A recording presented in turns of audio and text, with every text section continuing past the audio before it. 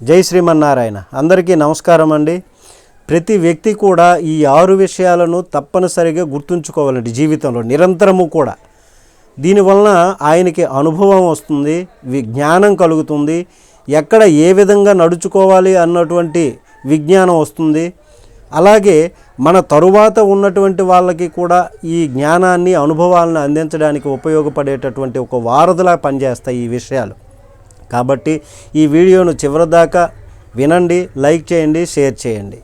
Subscribe చేయకపోతే subscribe చేయండి. 1వ విషయానికి వద్దాం.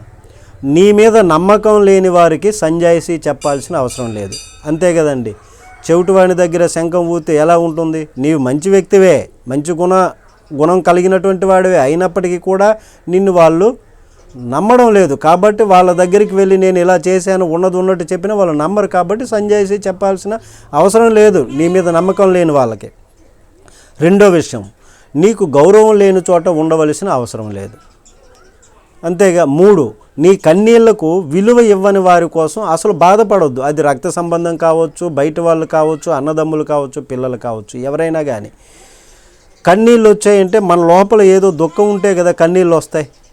కన్నీళ్ళు వచ్చినప్పుడు దానికి ఎందుకు కన్నీళ్ళు వచ్చాయి, ఆ దుఃఖాన్ని ఎలా నివృత్తి చేయాలి, ఆ దుఃఖానికి ఉపాయం ఏంటి అన్నది చెప్పాలి. కానీ చెప్పనటువంటి వాళ్ళ దగ్గర నువ్వు కన్నీళ్లు కార్చి వారి కోసం బాధపడవలసినటువంటి అవసరం లేదు. ఇక 4వ విషయం, కొందరు ఓడిపోయి ఎలా గెలవాలో నేర్చుకుంటారు, ఓడిపోతారు. ఆ ఎందుకు ఓడిపోయాము దానిలో లోటుపాట్లు తెలుసుకొని మళ్ళా గెలవటానికి ప్రయత్నం చేస్తారు.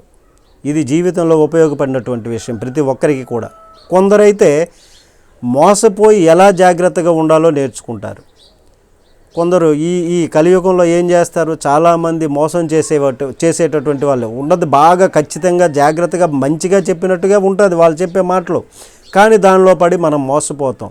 కానీ ఆ మోసంలో నుంచి కొన్ని అనుభవాలను సాధించుకొని జాగ్రత్తగా పడి మరలా మనం భవిష్యత్తులో ఎదుగుదలకు ఉపయోగపడేలాగా మనం మలుచుకోవాలి. మరికొందరు చెడిపోయి ఎలా బాగుపడాలో నేర్చుకుంటారు. చెడిపోతారు, పతనం అయిపోతారు, మోసం అయిపోతారు, లేకపోతే ఇంకొకరిని నమ్మి రకరకాలుగా ఖర్చులు పెడతారు, లేకపోతే మంచి కార్యక్రమాలకు ఖర్చులు పెడతారు, ఇలా చెడిపోతారు. చెడిపోయి వ్యసనాల బారిన పడి చెడిపోతారు. మరలా ఆ వ్యసనాలను మానేసి మరలా ఎలా బాగుపడాలో, భవిష్యత్తులో ఎలా పైకి లేవాలో ఆ విధమైనటువంటి అనుభవాన్ని నేర్చుకుంటారు. మరికొందరు 6వ విషయం, పడిపోయి ఎలా నిలబడాలో నేర్చుకుంటారు. పడిపోతారు, మరలా నిలబడడం నేర్చుకుంటారు. ఈ విధంగా జీవితం అనేది పాఠశాలలాగా నిరంతరం కూడా మనకు ఉంటుంది. ఎప్పుడు కూడా మనం విద్యార్థిలాగే ఉంటాం.